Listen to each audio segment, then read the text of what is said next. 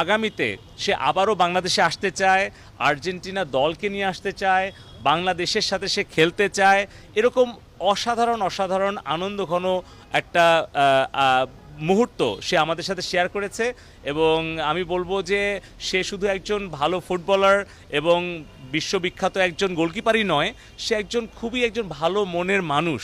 এবং আমরা বাংলাদেশের মানুষ তাকে যে আমরা বাজ পাখি বলি এটা সে জানে, এবং সে চমৎকারভাবে বলেছে যে সে বাংলাদেশের যে ইউনিক একটা নাম, যেই নামে ওকে ডাকে সবাই বাজ পাখি বলে, এর জন্য সে খুব খুশি এবং আনন্দিত, এবং নিজেকে সে বাংলাদেশের বাজ পাখি হিসেবে পরিচয় দিতে সে খুব আনন্দ পায়, সেটাও সে শেয়ার করেছে।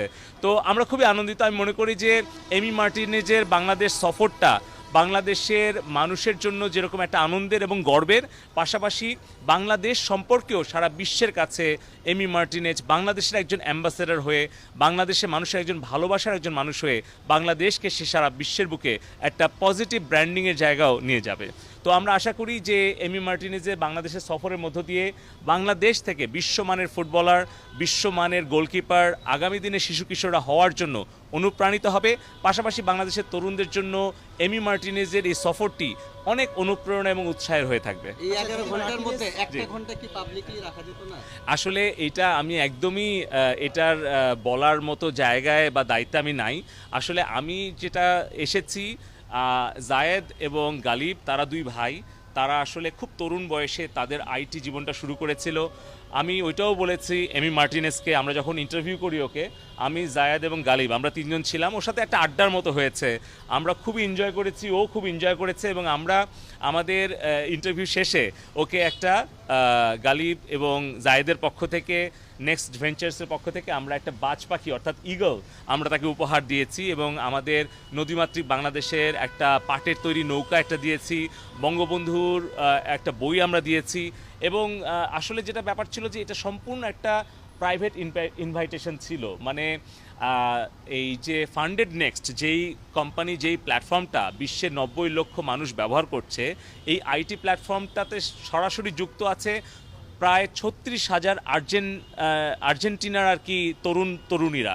তো এই কারণে কিন্তু এমি মার্টিনেজ কিন্তু ফান্ডেড নেক্সটের একজন অ্যাম্বাসেডর হিসেবে সে কিন্তু শুধু আর্জেন্টিনা নয়, পুরো বিশ্বের 190টা দেশে উনি কিন্তু এটাকে রিপ্রেজেন্ট করছেন। এবং সেইভাবেই কিন্তু এই যে ফান্ডেড নেক্সট কোম্পানির যে ইনভাইটেশন জায়েদ এবং গালিবের, তাদের প্রাইভেট ইনভাইটেশনে সে বাংলাদেশে এসছে এবং মাননীয় প্রধানমন্ত্রীর সাথেও সে দেখা করার ইচ্ছা প্রকাশ করেছে।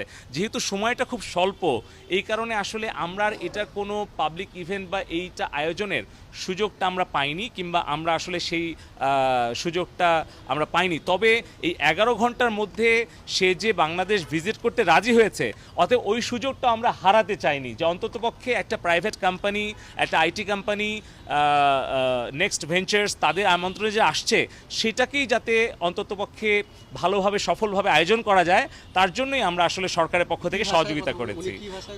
উনি ইংলিশে চমৎকার ইংলিশ বলে।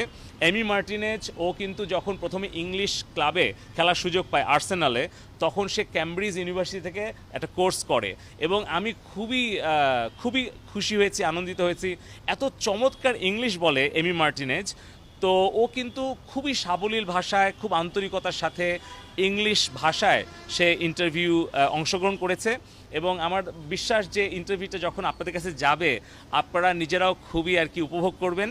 এবং বাংলাদেশ শুধু নয়, বিশ্বের 800 কোটি মানুষ বাংলাদেশ সম্পর্কে এমি মার্টিনেজের যে একটা পজিটিভ যে অবজারভেশন, সেটা জানতে পারবে।